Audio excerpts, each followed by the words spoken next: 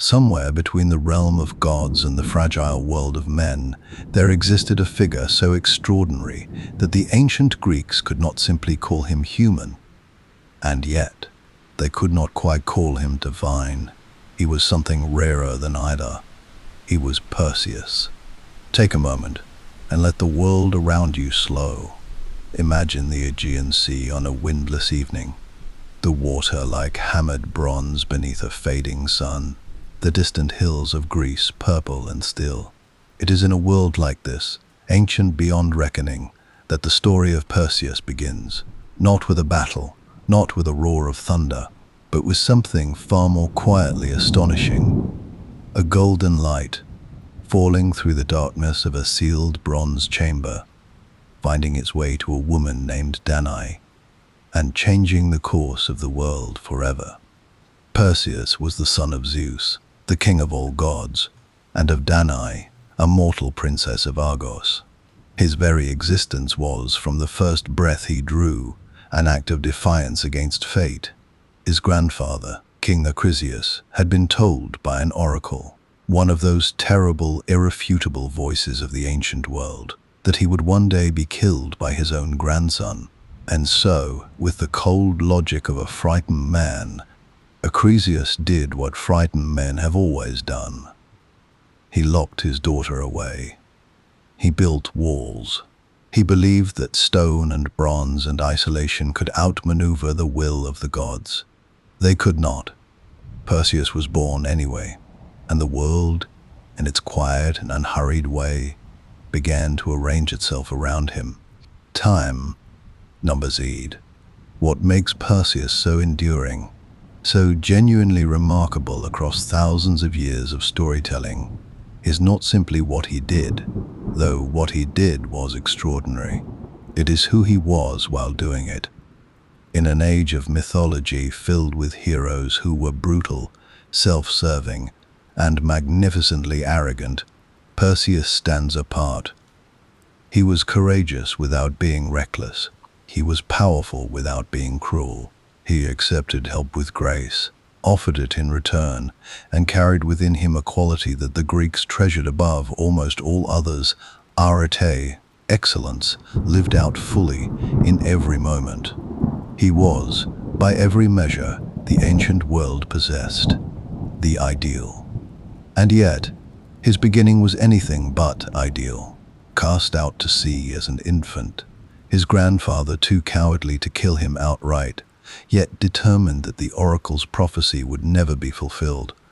Perseus and his mother were sealed inside a wooden chest and surrendered to the waves. The Aegean could have swallowed them without a whisper. Instead, it carried them gently to the island of Seriphos, where a fisherman named Dictys pulled them from the water and gave them a life.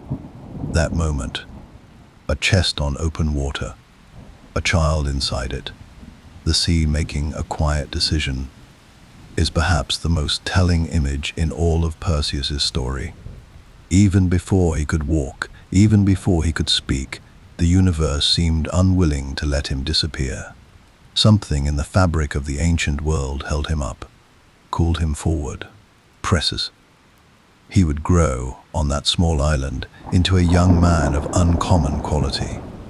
Strong, yes, but thoughtful. Aware of the world's dangers in a way that orphaned children often are.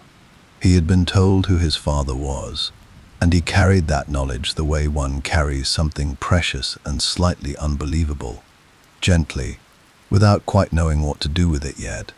The true awakening of Perseus came, as it so often does in the greatest stories, through an impossible demand. King Polydectes of Seriphos, a man of petty ambitions and considerable cruelty, desired Danae for his wife. Perseus stood in the way of that desire, a problem the king needed elegantly removed, and so Polydectes devised a trap dressed as an honor.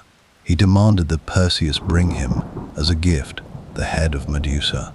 Medusa, the Gorgon, the creature whose gaze turned living men to stone.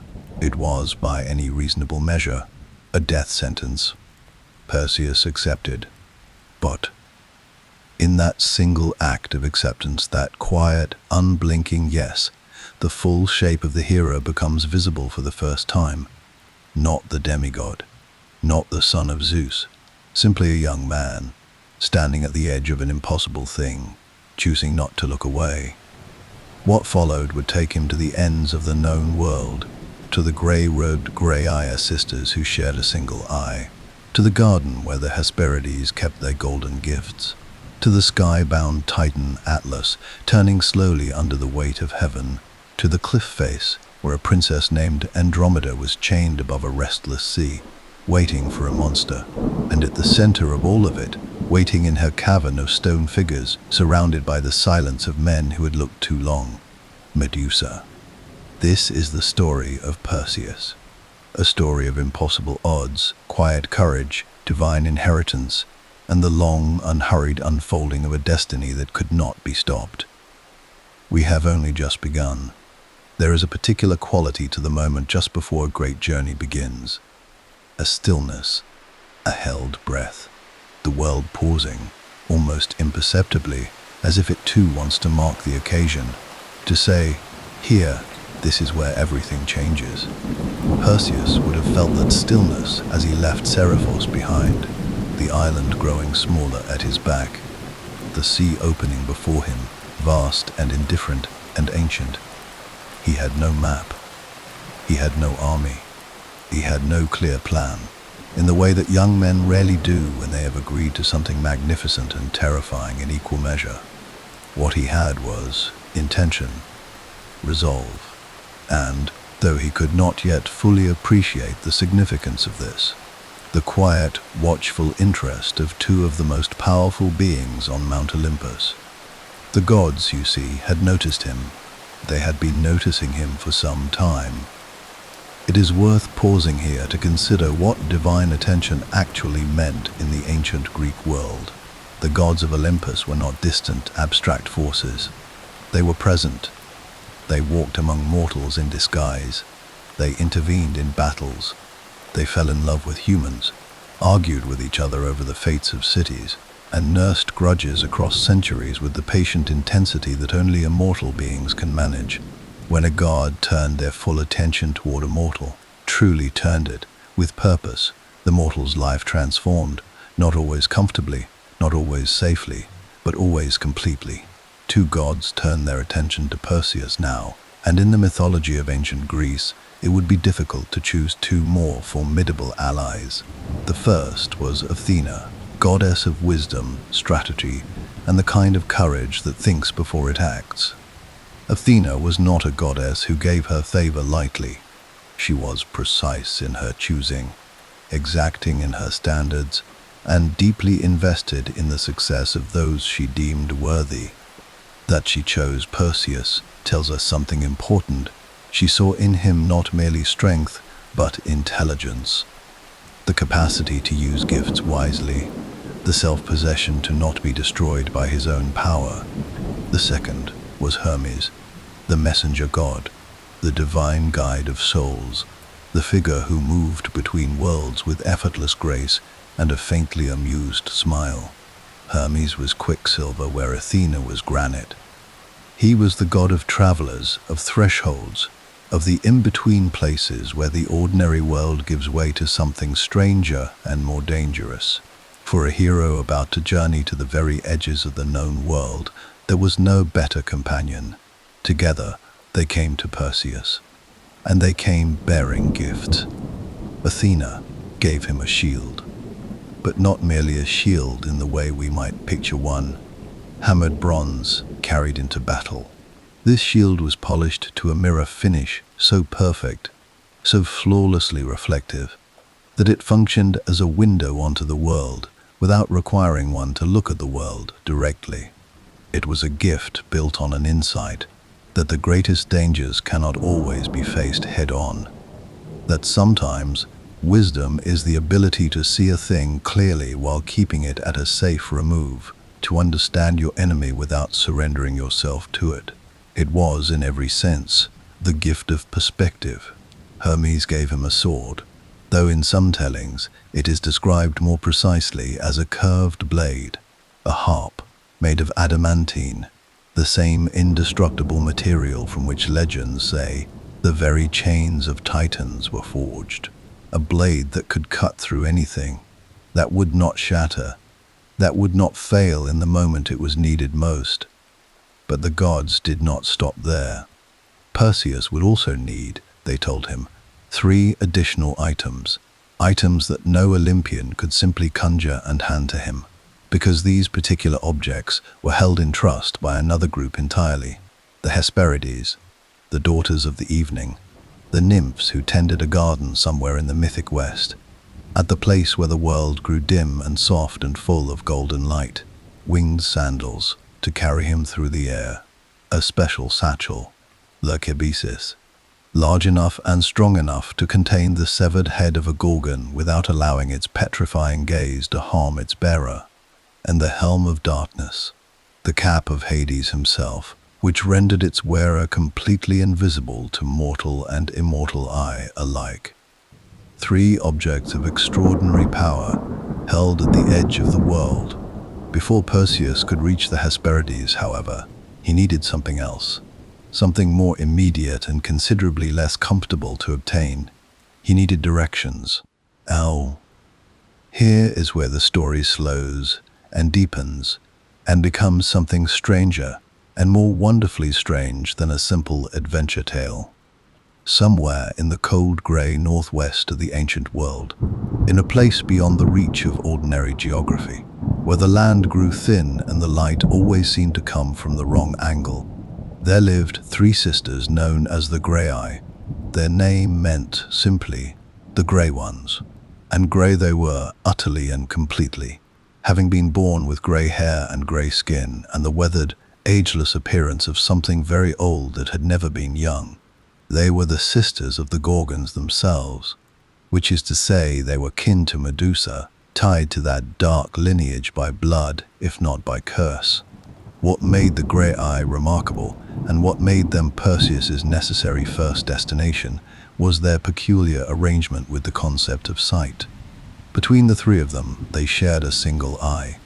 One eye passed from hand to hand, socket to socket, as each sister required it. When one had it, she could see. When she passed it to another, she was blind. It was an existence built on cooperation and dependency, and a kind of enforced intimacy that the sisters had clearly grown deeply tired of across their vast and uncountable years. Perseus approached them in the grey half-light of their home, moving carefully, watching.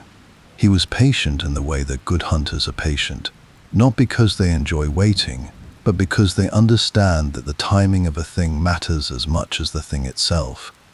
He waited.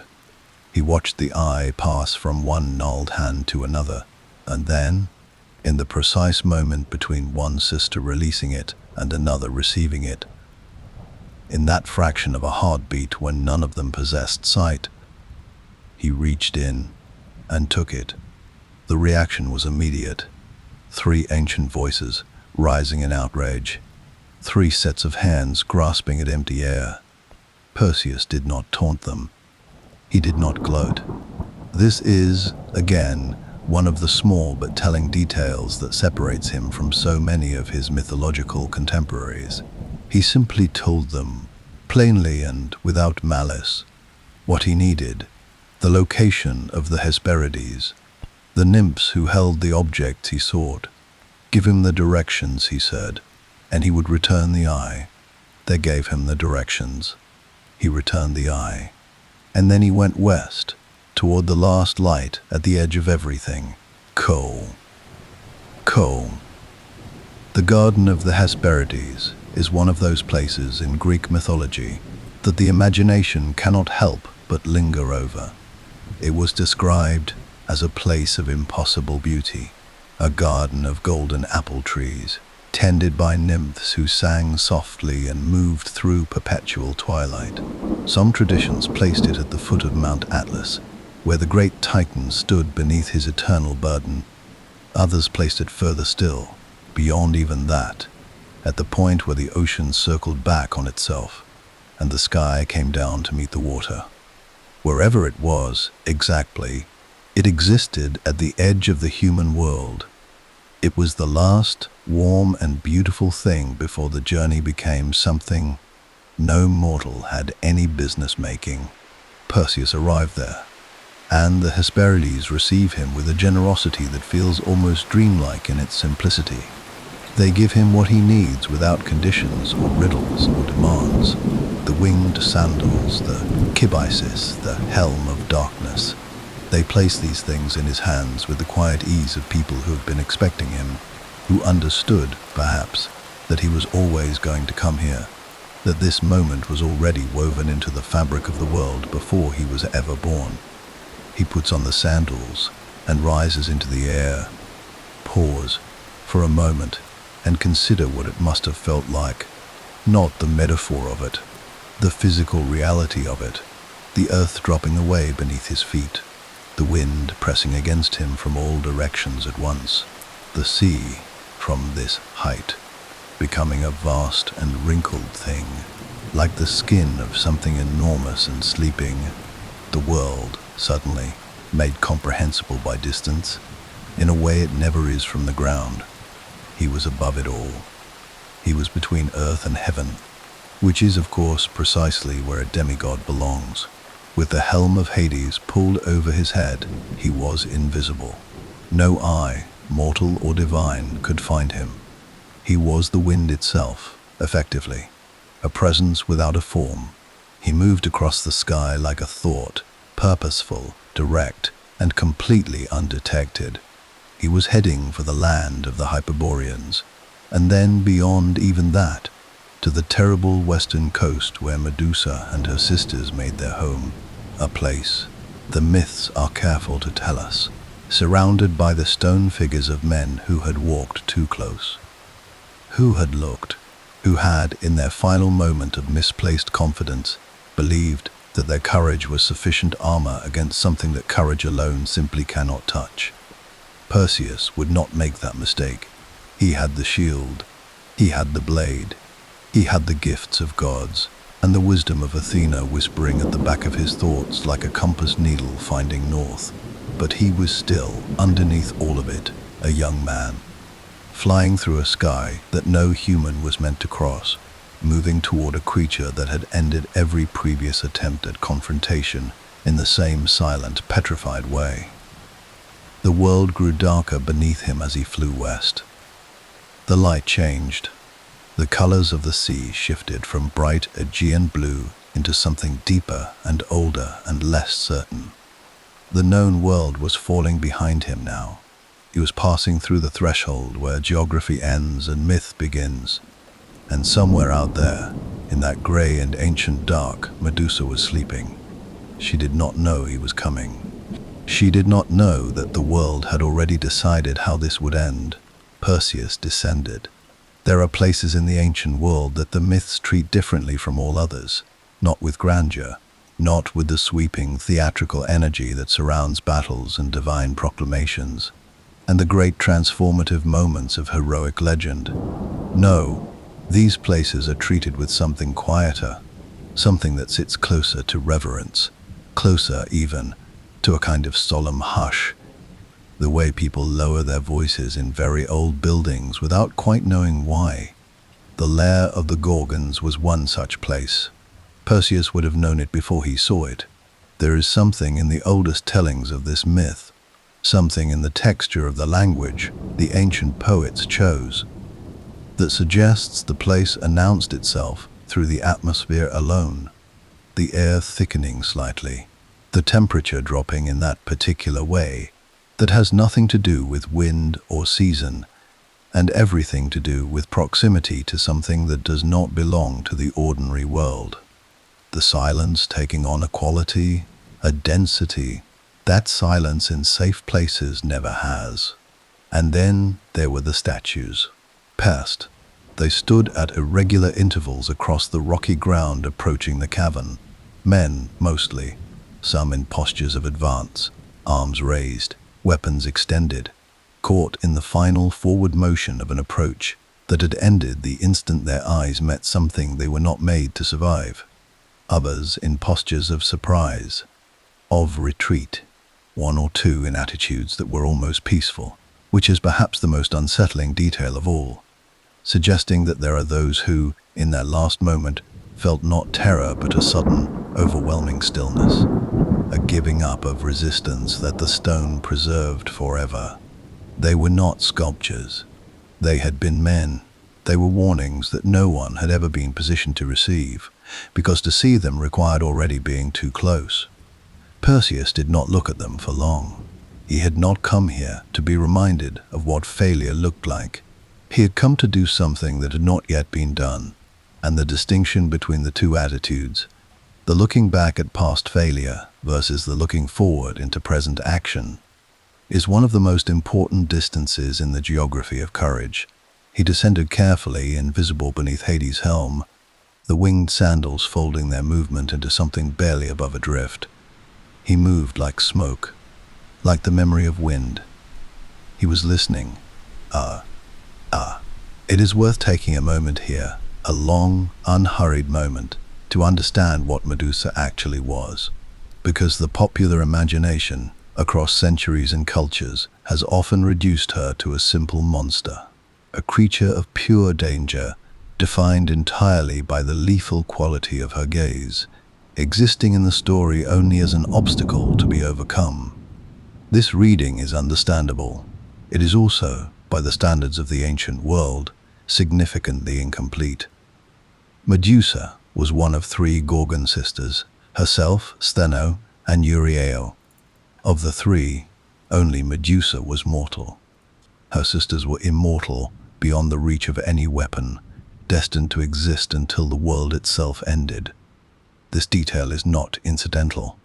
It is, in fact, one of the most quietly devastating facts in all of Perseus's story, because it means that what he was flying toward was not simply a monster, but the only vulnerable one among three, the one who could be touched, the one who could end.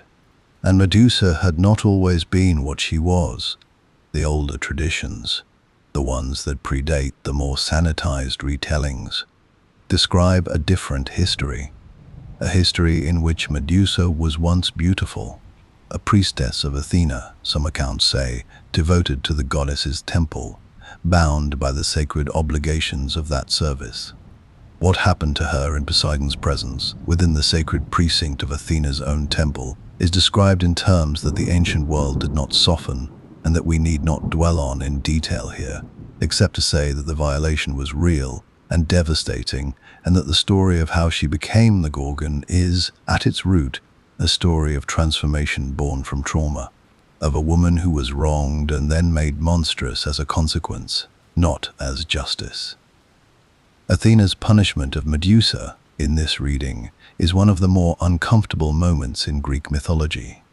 It has troubled scholars and poets and readers for a very long time. The goddess of wisdom, typically a figure of measured, considered response, struck Medusa with a curse rather than her attacker, turned her beauty into the thing that killed, turned her hair to serpents, turned her gaze into an ending.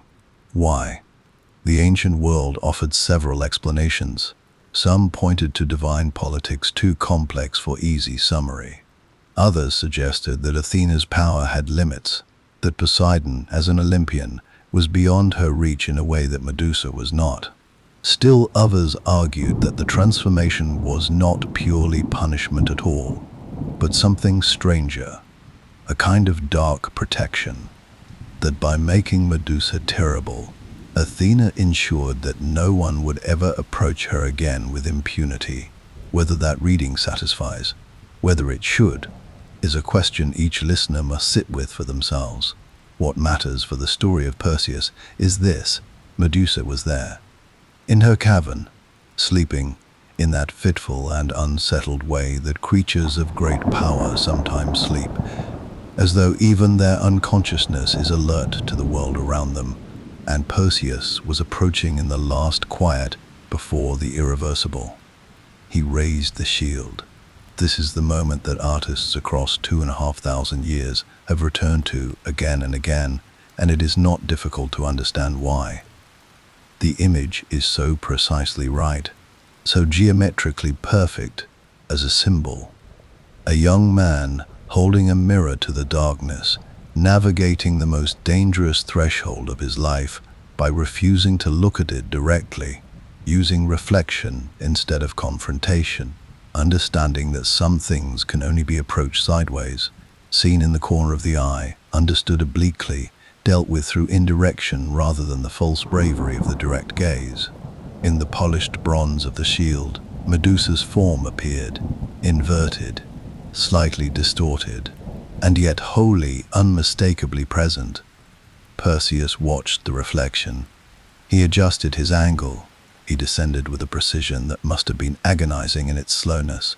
One wrong movement, one slight overcorrection, and the reflected image would shift, and his sense of the space would shatter, and he would have to orient himself all over again in the dark. He was patient. He was patient in the way that Athena had gifted him patience, not as a passive quality but as an active one, a patience that moved forward, slowly, steadily, with perfect attention. When the reflected image told him he was close enough, he stopped adjusting. He let the position hold. He raised the adamantine blade, the harp, that curved and indestructible thing, and with his eyes fixed entirely on the reflection in the shield, on that inverted image of a sleeping face surrounded by living serpents, he swung. The sword did not fail. The sound of it, the ancient poet suggests, woke the other Gorgons instantly. Stheno and Euryala, immortal, untouchable, and suddenly shrieking with a grief and fury that the rock walls of the cavern could barely contain, rose in the chaos of that moment like a wave rising before a storm. They could not see him. The helm of Hades held, but they could hear, they could smell, and they were searching with the panicked intensity of beings who had never lost anything before, in a darkness that gave them nothing to grip. Perseus moved, not in panic, in purpose. He had the cabeces already open, and with the shield still held at the precise angle that kept his own eyes protected, he reached, carefully, deliberately, and secured what he had come for. Sealed the bag, held it close to his body. The serpents on the severed head were still moving. This detail appears across multiple ancient sources, and it is one of those visceral, disquieting specifics that reminds us these stories were not always told in the hushed, frescoed galleries of later centuries. They were told around fires. They were told to people who were genuinely afraid of the dark and everything that lived in it. The serpent still moved because the power in that head had not diminished. It was not a trophy. It was not a souvenir. It was still, in every meaningful sense, a weapon of extraordinary consequence, one that Perseus would have to carry carefully for the remainder of his journey, aware of it always, never allowing himself to forget what was inside the bag at his side. He rose into the air. The winged sandals lifted him in a single smooth arc upward, away from the sound of grieving and fury below. Stheno and Euryala wheeled and searched and called out into the dark. They found nothing. They could not find him. The helm held its absolute invisibility against even their immortal senses, and eventually, in the way that even the most overwhelming grief eventually exhausts its first terrible energy, the searching slowed. Perseus was already gone. He broke through the cold air above the cavern and rose into a sky that, after the dense and suffocating dark of that place, must have felt almost shockingly open. The world came back to him in increments. The grey light first, then the horizon line, then the distant suggestion of warmth in the direction of the rising sun.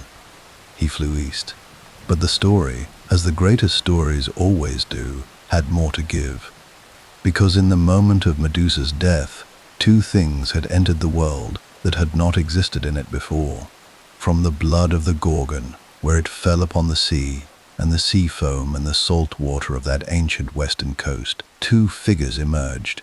The first was Perseus, a giant, golden-sworded, powerful, who would go on to father his own line of creatures and kings in the mythological tradition. The second was something that has remained one of the most enduring images in all of Western imagination for every century since.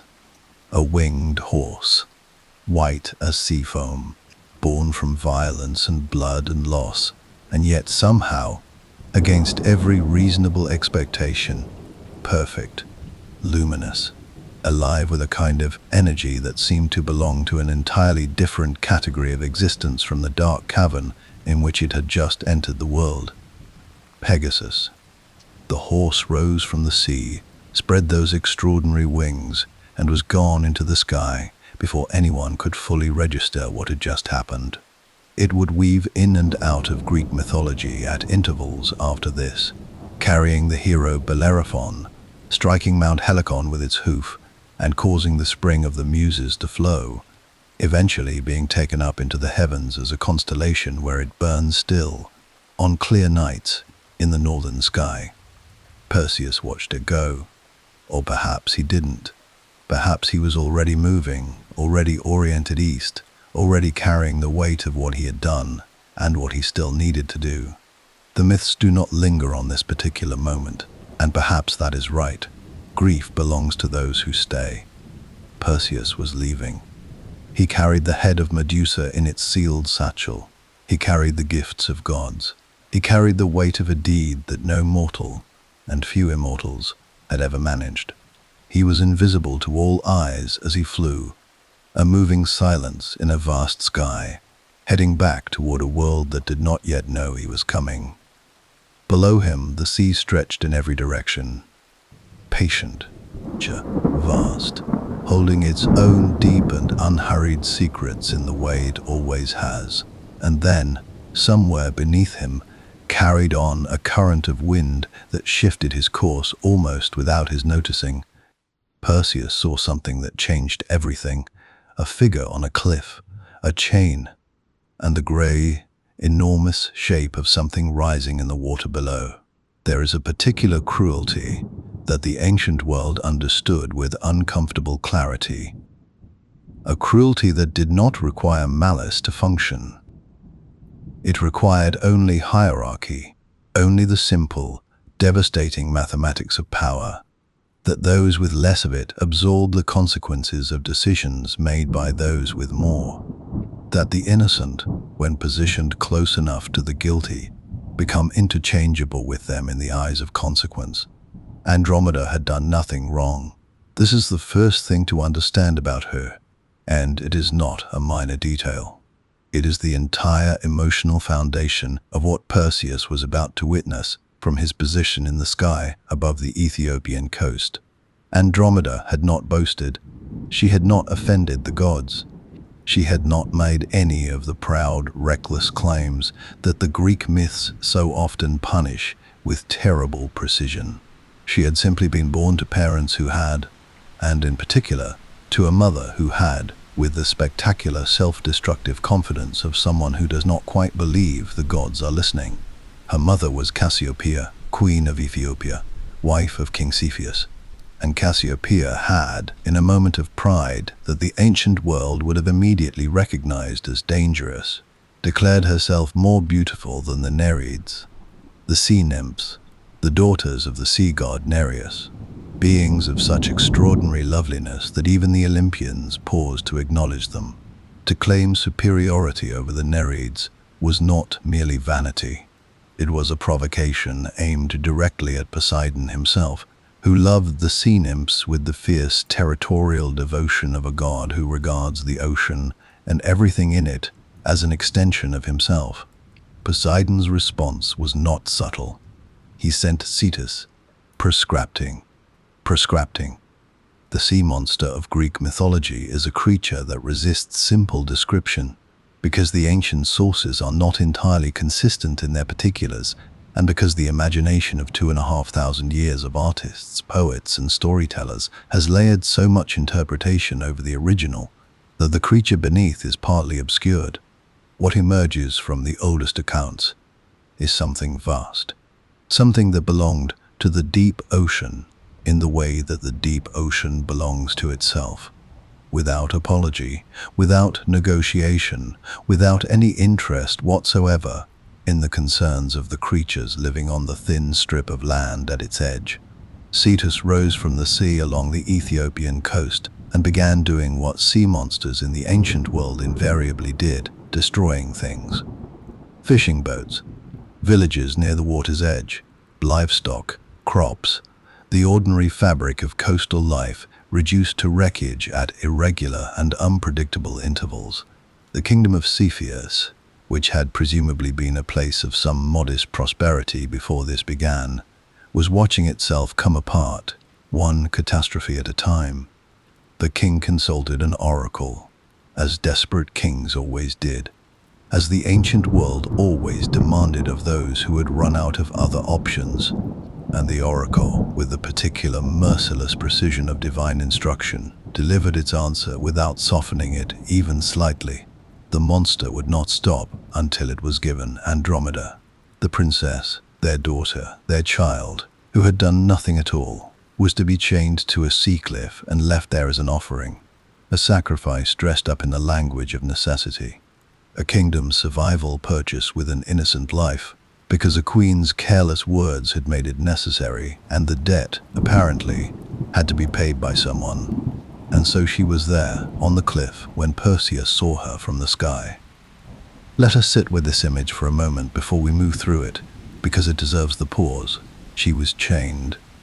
The accounts are specific on this point, with actual chains, metal links driven into the rock face, her arms extended, the sea far below, and in that sea, the dark and moving shape of the thing that was coming.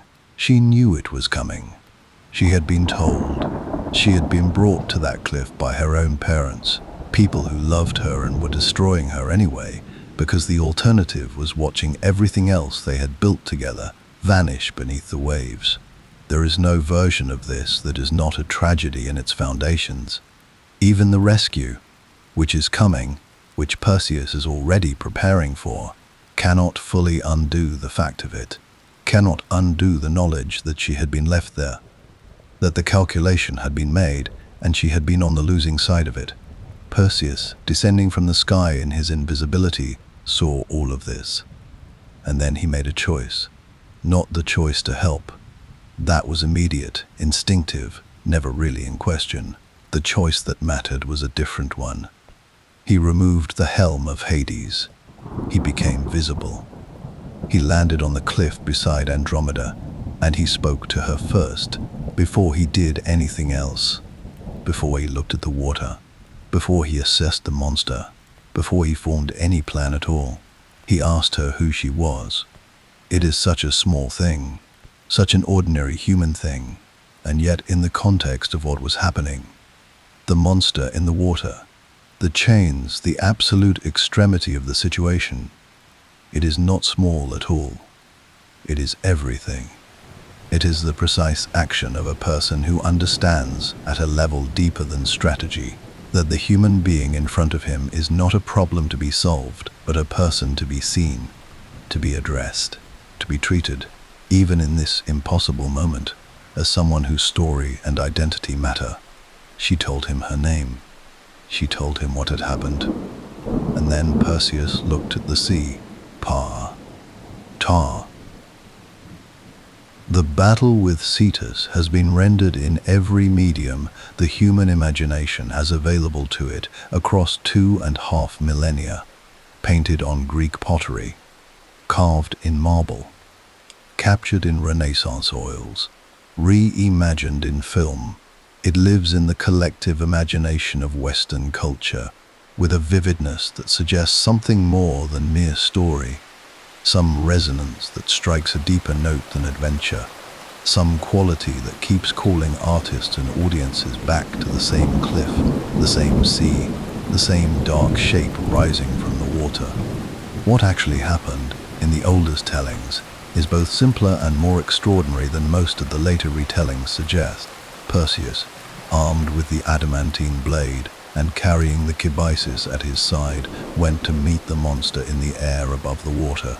The winged sandals carried him out over the sea, away from the cliff. positioning him between Andromeda and the approaching shape. Some accounts describe an aerial assault, Perseus diving and striking at Cetus from above, exploiting the angle of attack that flight allowed him, moving faster than anything built for the water could effectively respond to. The creature thrashed. The sea around it churned white. Perseus struck again, and the ancient sources describe wounds being opened in the creature's hide in the manner of a man methodically working through a difficult physical problem. Not with rage, not with the wild expenditure of force that some heroes brought to combat, but with the controlled, precise application of effort. Other accounts add a detail that transforms the battle entirely. That at a certain point, perhaps when the monster submerged or turned in a way that made the aerial assault ineffective, Perseus reached into the cabyses, and instead of the blade, he used what he had carried all the way from the edge of the world. He held the head of Medusa above the water's surface, angled toward the creature rising beneath him. And Cetus, meeting that gaze, became what all the stone men near that far western cavern had become before it. The sea, in this version of the story, simply went quiet. The vast and terrible shape that had been destroying a coastline for long enough that an entire kingdom had surrendered its princess to it.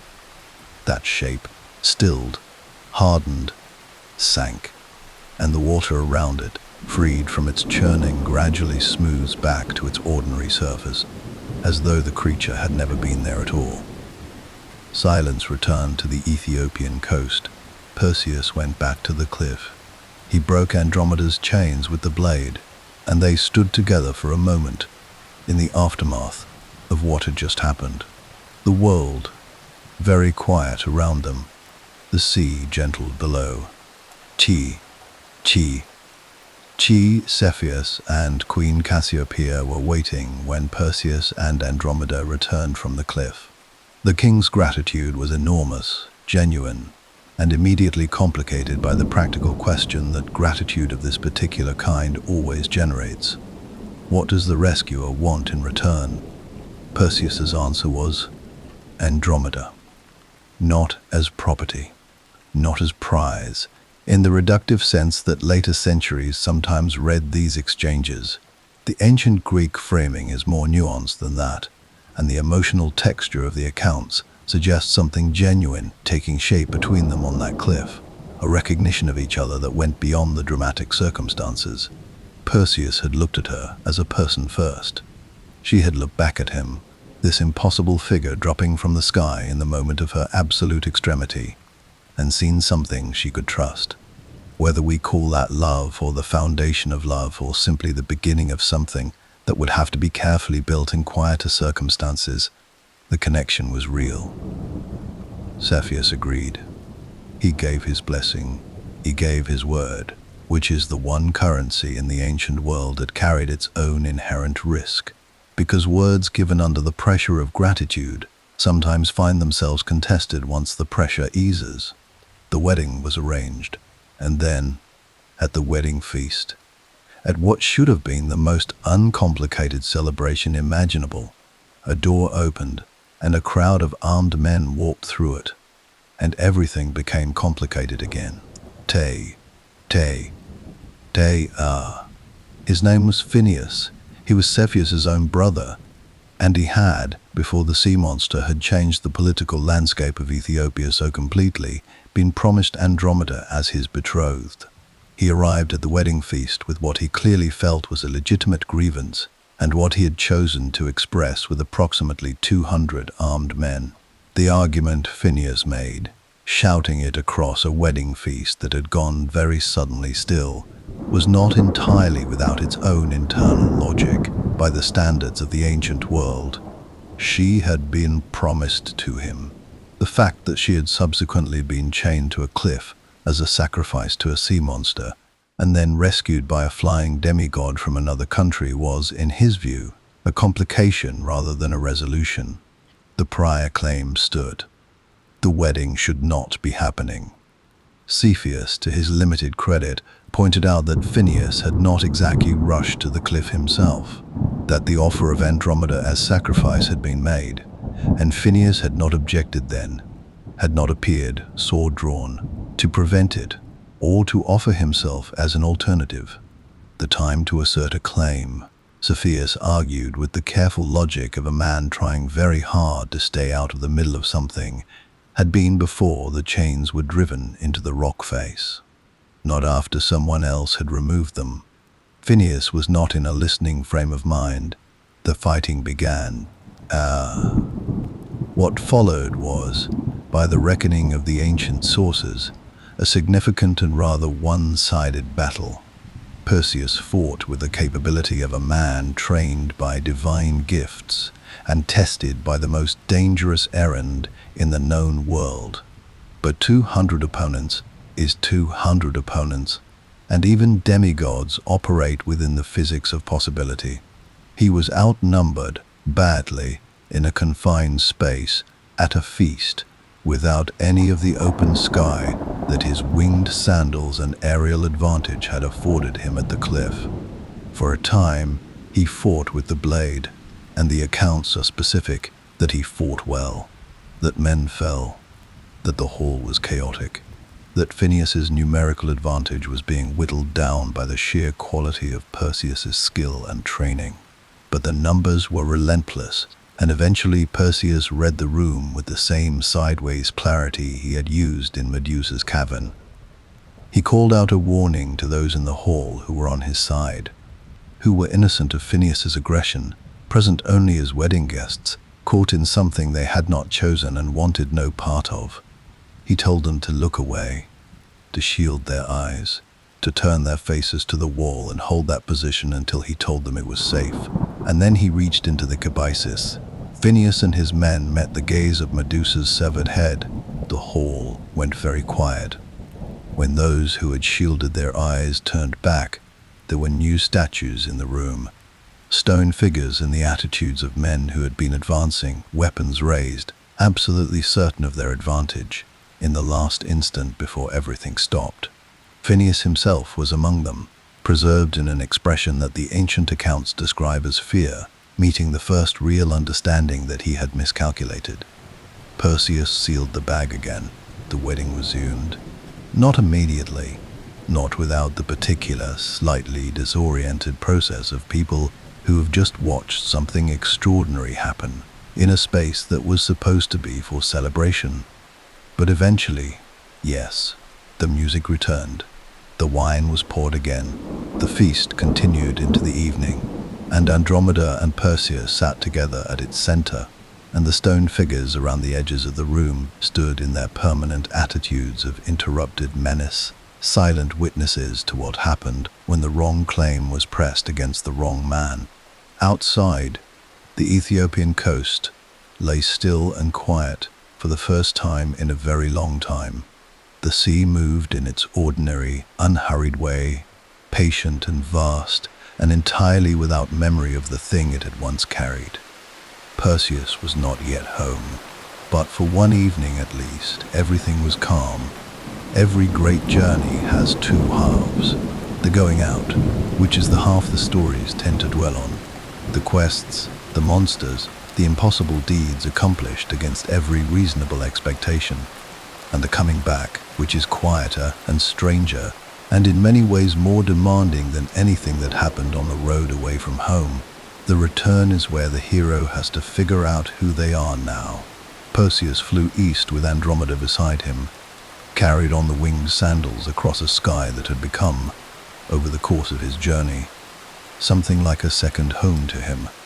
The world below moved slowly, as the world always does from height. Towns and coastlines, and the wrinkled surface of the sea scrolling past with a patience that suggested the earth itself was entirely unaware of the extraordinary things happening just above it. Perseus knew the sky now. He had crossed it in darkness and invisibility, carrying something terrible. He crossed it now in open daylight, carrying something else, something he had not expected to carry home. The journey back was not without incident. The ancient sources, in the way of ancient sources, are not always consistent in their ordering of events. Different poets and different traditions rearrange the details with the comfortable freedom of people who understand that mythology is not a transcript but a living thing, always being retold, always being slightly adjusted to serve the needs of the moment and the audience. But certain stops along the way appear with enough regularity that they carry the weight of established geography in the mythological landscape. One such stop was the coast of Libya. Qua. There is a detail in the Perseus myth that the ancient world found both fascinating and explanatory. One of those moments where mythology performs its oldest function, which is to account for the existence of something that the world contains and that demands an origin story. As Perseus flew over the Libyan desert, drops of blood fell from the kibisis, from the head of Medusa, sealed inside its bag, still bleeding with the stubborn persistence of something that had been very much alive, and was not yet entirely willing to acknowledge that it wasn't anymore. And where those drops of blood fell on the desert sand, serpents grew. Libya's legendary abundance of snakes, a geographical fact that Greek travelers would have encountered and remarked upon, was, in this telling, the consequence of a single flight path. The route of Perseus across the sky, the slight imperfection in the seal of the kibisis, the dripping that he may not even have noticed from his altitude above the earth. The snakes of the Libyan desert were, in this reading, children of Medusa, grandchildren of Poseidon, creatures born from the specific confluence of violence and loss that had defined that dark western cavern.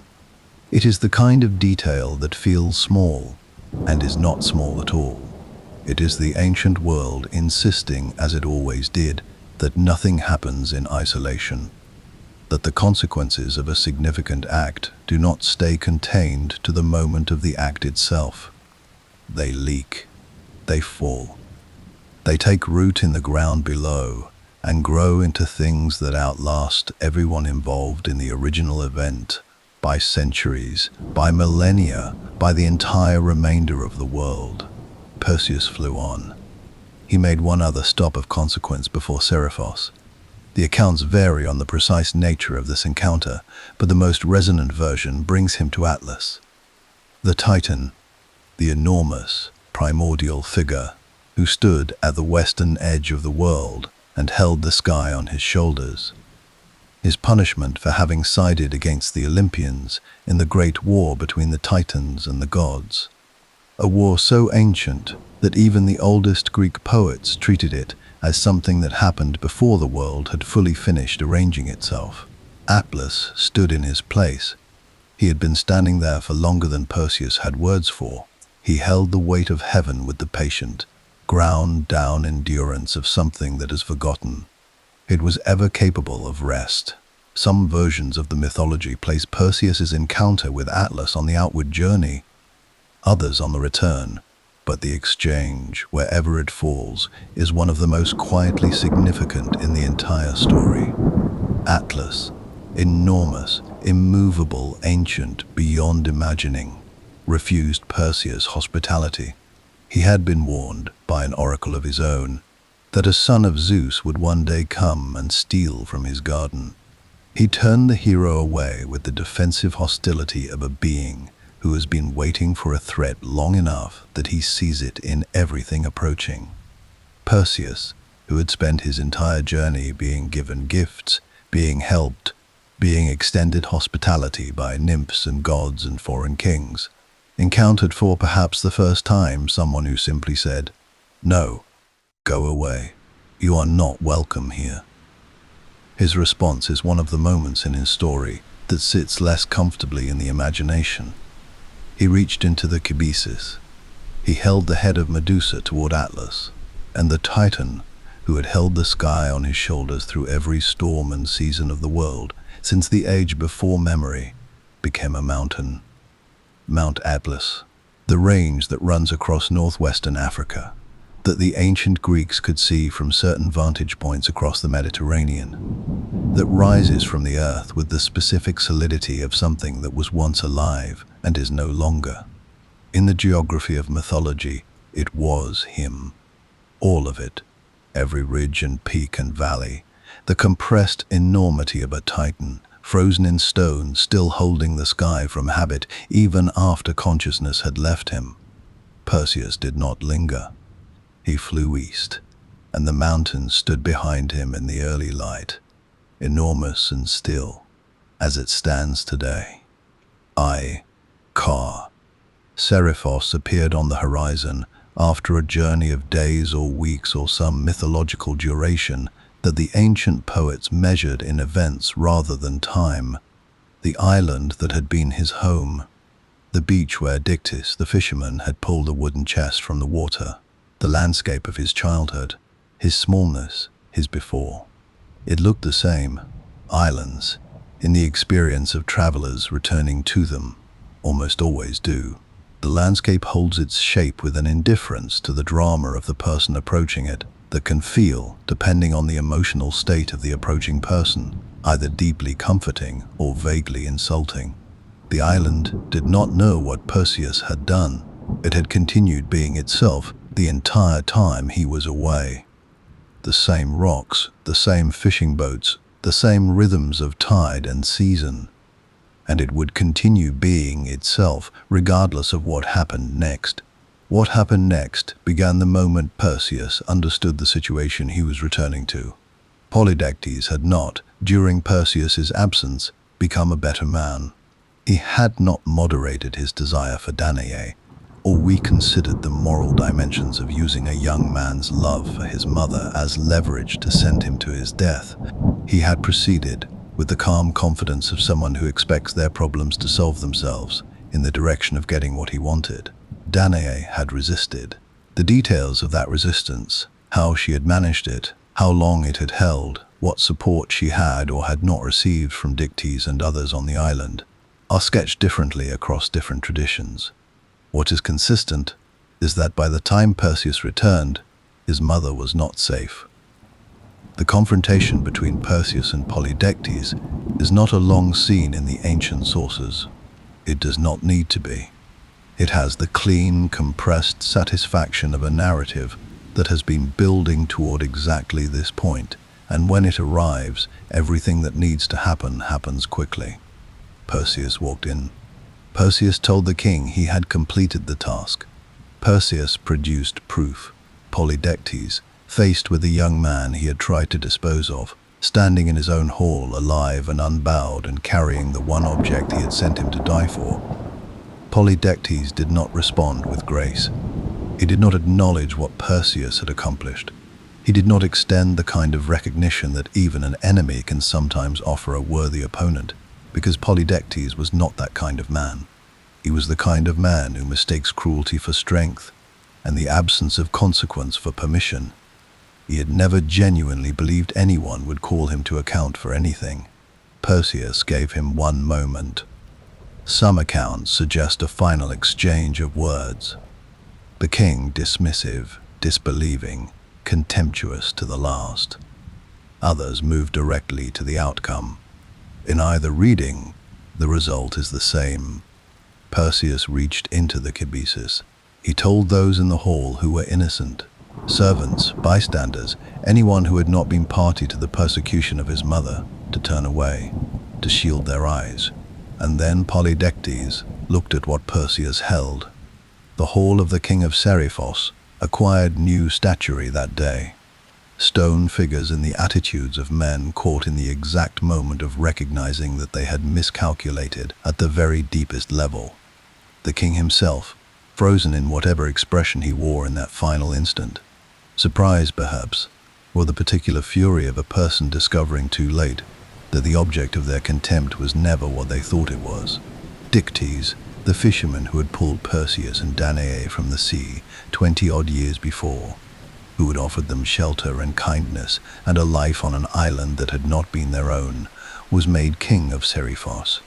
The myths tend to move through this detail quickly, but it is worth pausing over.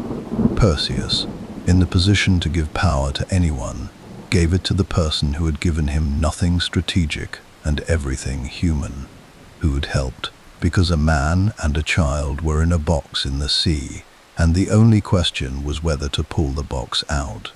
He gave a kingdom to a fisherman because a fisherman had once given him dry land. The kibisis was returned.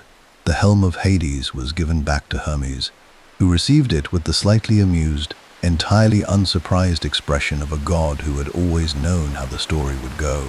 The winged sandals went back to whatever keeping they belonged to, and the head of Medusa, that terrible, precious, world-altering object that Perseus had carried across the known world and back, was given to Athena. The goddess received it without ceremony. She placed it at the center of her aegis, the great divine breastplate that she wore into battle and displayed in her power. There, at the center of Athena's armor, Medusa's face remained, still capable of its freezing effect, still powerful beyond any weapon that mortal hands had made. The goddess who had cursed her wore her now as protection. It is one of those mythological details that resists simple interpretation and rewards the kind of long, slow thinking that yields no clean conclusions, only a deepening awareness of how complicated the ancient world was, how layered its moral architecture, how little of it resolves into comfortable categories. Perseus was a man again, just a man, with a wife, and a mother who was safe, and a story behind him that no one who had heard it would easily forget. But the story had one more thing to give, one more turn, quiet as a wheel completing its rotation before it was done. He returned to Argos, the city of his grandfather, the place from which Perseus had once, in the grip of prophetic terror, built a bronze chamber and issued a death sentence against a daughter's future child. Perseus came back, not in anger, not as a conqueror or an avenger. He came back simply as the grandson of a king, with some claim on that ground by lineage and birth. Perseus, hearing that Perseus was coming, fled. The fear that had driven every choice he had made across a lifetime reasserted itself, older and no less powerful for all the years it had waited. He ran from Argos and went north to Larissa, to a foreign city where the local king was holding athletic games. He would simply wait, he must have thought. He would wait until the situation resolved itself. He would find some distance between himself and the oracle's words that had haunted him since before Perseus could walk. He could not get far enough. Perseus, following news of his grandfather's flight, arrived in Larissa and joined the games. He had always been capable. He had always been trained. He threw a discus in competition, one of the standard athletic events of the ancient world, clean and simple and completely without malice. The discus, caught by a gust of wind, or curved by the slight imprecision of release, or perhaps simply by the patient, unhurried movement of a universe that had been arranging this moment since before Danae was locked in her bronze chamber, struck an old man standing at the edge of the crowd. Perseus died of the blow. Perseus had not known he was there. He had not thrown with intent, he had simply thrown. And the throw had found the exact destination the oracle had described, a lifetime ago, through every wall and ocean and impossible errand that Perseus had placed between himself and this single ordinary moment on an afternoon in Larissa. Perseus stood at the edge of the discus field and understood what had just happened. The sources, with their characteristic compression at emotionally significant moments, do not give us his interior experience in that instant. They do not need to. The reader, the listener, feels it regardless. The weight of it, the irony of it, the way the world had bent every impossible thing in his life into a shape that ended here, with something entirely mundane. He could not go back to Argos after that. He was not formally at fault. It was an accident, witnessed by many, but the city of his grandfather, ruled now by Perseus, felt to him like a place he had purchased at a price he had not consented to pay. He arranged an exchange of kingdoms with a neighboring ruler. He took Tiryns. He gave away Argos. He ruled well and quietly, and founded what would become one of the great dynastic lines of the Greek heroic age. He became, in other words, what demigods at their best eventually become, not a monster slayer, not a wonder, but a king, a builder.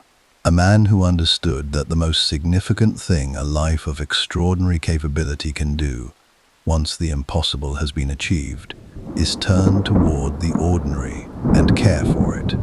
There is a question that sits quietly at the end of every great story, waiting for the noise of the narrative to settle before it makes itself heard. It does not announce itself. It does not demand an answer with any urgency. It simply waits, with the patience of something that has been waiting since the beginning, for the moment when the listener is still enough to receive it. The question is this: why does this still matter? Perseus killed a monster. Perseus rescued a princess. Perseus returned home and punished a wicked king and fulfilled a prophecy he had never asked to be part of. These things happened, or they happened in the way that mythological things happen, which is to say, they happened in the imagination of a civilization that used story, the way we use language, as the primary instrument for making the world comprehensible. And they happened a very long time ago. So why, sitting here, in whatever quiet corner of the present moment you have found for yourself, does the story of Perseus still feel like it belongs to you? Why does it land, even now, with a particular resonance of something personally relevant? Why has it survived every century between its first telling and this one, not merely as a historical artifact but as a living thing, still being painted, still being filmed, still being retold in every medium that human creativity has yet produced? These are the questions worth sitting with as we come to the end. And they are questions that the life of Perseus, fully considered, goes some way toward answering. He built things. This is the first part of the legacy, and it is worth giving it more than a passing glance, because the building era of Perseus's life tends to receive less attention than the monster-slaying era, and this imbalance distorts the full picture of who he was. Tiryns, the kingdom he took in exchange for Argos, became under his rule a city of considerable consequence. The ancient sources credit him with its founding in a meaningful sense, not merely its governance but its physical construction, its walls, its character as a place. The Cyclopean walls of Tiryns, which still stand in partial form in the Greek Peloponnese today. Great limestone blocks fitted together with such precision and on such a scale that later Greeks assumed only the Cyclopes could have moved them. These are associated, in the mythological tradition, with the era of Perseus, with a king who understood that the purpose of strength is not merely its own expression, but the protection of what it encloses. He also founded Mycenae, or is credited with doing so, depending on the tradition consulted. Mycenae, that astonishing city of the Bronze Age whose lime gate and treasury tombs and sheer archaeological presence stopped the modern world in its tracks when Schliemann excavated it in the 19th century and discovered that the deep layers of Greek myth had been pointing all along at something that had actually existed. Mycenae, which would become the kingdom of Agamemnon, the launching point of the Trojan expedition, one of the most consequential cities in the entire history of Western civilization. Its founding, in the mythological tradition, traces back to Perseus. This is the shape of the complete hero, as the ancient Greeks understood it. Not merely the slayer of monsters, the builder of cities, the founder of lines. And what lines they were! Perseus and Andromeda had children together, several of them, depending on the tradition, though the number and names vary across sources with the comfortable inconsistency of genealogies that have been transmitted orally across many generations. What does not vary across the major traditions is the significance of their descendants. From the line of Perseus and Andromeda came, among others, a son named Electryon, and from Electryon's line came a woman named Alcmene, and from Alcmene, through the same mechanism that had produced Perseus himself, the same divine intervention, the same moment of a god finding his way to a mortal woman and producing something the world was not quite ready for. There came a child who would eventually be known as the greatest hero the ancient Greek world ever produced. Heracles. Hercules in the Roman tradition, the figure who would define heroic mythology for every culture that inherited the classical world. Perseus was his great-grandfather, the man who went to the edge of the world and came back carrying the head of Medusa, was the ancestor of the man who would hold the sky on his shoulders, descend into the underworld, and complete 12 labors that recalibrated the very concept of what a hero was capable of. The entire heroic tradition of the ancient Greek world, Bellerophon and his winged horse, Theseus and the Minotaur, Jason and the fleece, Achilles at the walls of Troy, all of it traces its lineage, directly or indirectly, through the mythological genealogies that pass through Perseus. He is not merely a hero in this tradition. He is, in a very real sense, the source of the tradition itself, the first template, the original proof of concept. Andromeda lived alongside him through all of this building and ruling and founding of dynasties. What the tradition does preserve, clearly and consistently, is what happened to her at the end, because the end of Andromeda's story is the same as the end of Perseus's story, and they arrived at it together, and it is one of the most quietly beautiful conclusions in all of ancient mythology. They were placed among the stars, both of them. Perseus and Andromeda both became constellations, a transformation that the Greeks called katasterism, the literal becoming of stars, the ultimate form of apotheosis available to those who were not themselves fully divine. Andromeda's constellation sits in the northern sky, her figure rendered in the pattern of stars that astronomers have mapped and named for her for longer than written history extends. Perseus stands beside her, his own constellation immediately adjacent, containing within it the famous variable star Algol, which the ancient Arabs called the demon star, which blinks and dims at regular intervals in a way that has fascinated skywatchers for millennia, and which some traditions identify with the head of Medusa, still blinking its terrible eye in the cold dark above us. They are there tonight. If the sky above you is clear and the light pollution is not too heavy, they are there. Two constellations, side by side, placed in the sky by the same tradition that invented their story. Perseus and Andromeda in the northern sky, where they have been for every night that anyone has looked up and needed to make sense of the dark. Cassiopeia is there too, her mother, arranged in her familiar W shape, and notably, depending on the time of year and the angle of view, appearing to circle the pole star in a posture that some ancient observers described as a seated queen, and others described as a queen perpetually tipped and righted, in the attitude of someone being punished for pride by being made to keep moving and never rest. Even in the stars, the ancient world's moral accounting continued its quiet operations. But let us return to that original question, because it is the one that matters most as we come to the close. Why does this still matter? Why Perseus? Why now? Why does a story told in a world so different from ours continue to find its way into the imagination of every generation that encounters it? Part of the answer is structural. Perseus's story is built on a narrative architecture so sound, so elegantly proportioned, that it functions almost as a template for the category of story we call the hero's journey.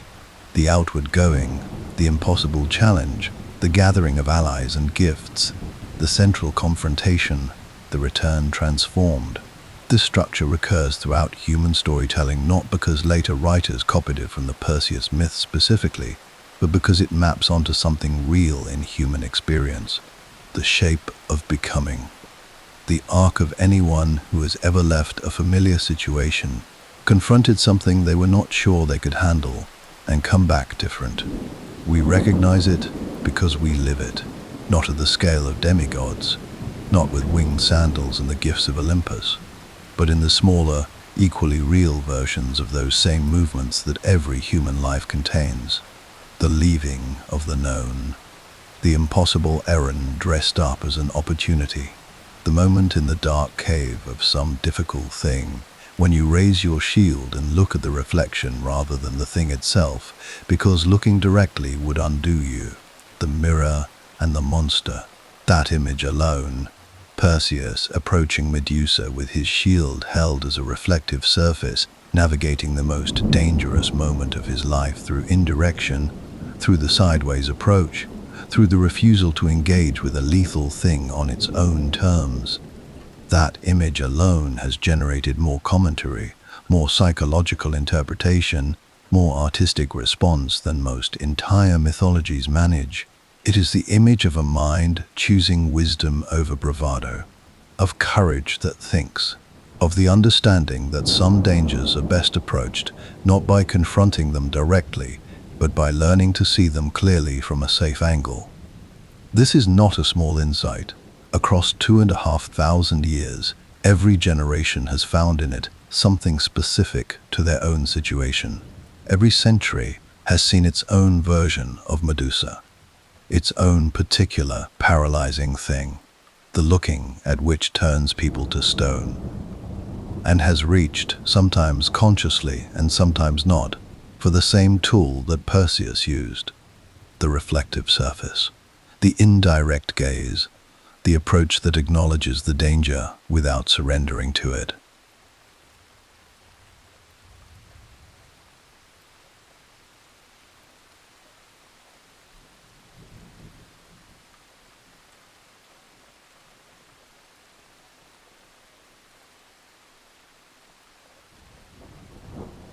Because ultimately, the reason Perseus endures is not the deeds, but the man performing them. In a tradition full of heroes who were magnificent and brutal, Perseus was magnificent and kind. He asked Andromeda who she was before he looked at the monster. He warned the innocent before he used Medusa's head in the hall of Polydectes. He returned the eye to the grey eye the moment he had what he needed from them. He gave a kingdom to a fisherman. He traded away the throne of his grandfather's city because sitting on it would have felt like a theft, even though no court of law would have named it one. These are not grand gestures. They are small ones. They are the kind of choices that happen in the margins of the action, between the moments that make it into the dramatic retelling, and they are, cumulatively, the thing that makes Perseus feel like a person rather than a type. Like someone you could trust, not merely with an impossible task, but with an ordinary afternoon, with a conversation, with something fragile. The ancient Greeks understood that heroism without virtue is merely destruction with a good story attached. Perseus demonstrated what they meant when they held Areta, that full, complete, lived-out excellence as the highest value a mortal could pursue. He was not perfect. He made the choice with Atlas that sits uncomfortably even in sympathetic readings. He was capable of force, of consequence, of outcomes that did not always resolve cleanly. But in the pattern of his choices, across the full length of his story, the orientation is unmistakable. He was trying, consistently, to be good, not just capable. Good. No. And so he was placed in the sky, and so he remains there, on a clear night, when the world has quieted down enough to allow that particular quality of attention that only comes in stillness. You can find him above the northern horizon, Perseus, in his constellation, Medusa's star blinking slowly at his hand, Andromeda beside him, the whole story written in light that has been traveling toward us for hundreds of years, light that left its source long before any of us were born, passing through the cold dark of interstellar space to arrive here, tonight, at exactly the moment when you looked up. 2,500 years of telling. Countless languages, countless cultures, countless versions of the same essential shape. The boy from the chest in the sea, the fisherman's kindness, the impossible errand, the mirror and the monster, the girl on the cliff, the stone king, the discus on an ordinary afternoon in Larissa, and at the end of it all, the stars. The story of Perseus does not end. It completes. There is a difference. And it is the difference between a thing that simply stops and a thing that arrives at the place it was always moving toward, a thing that closes the loop without closing the imagination. He is up there tonight,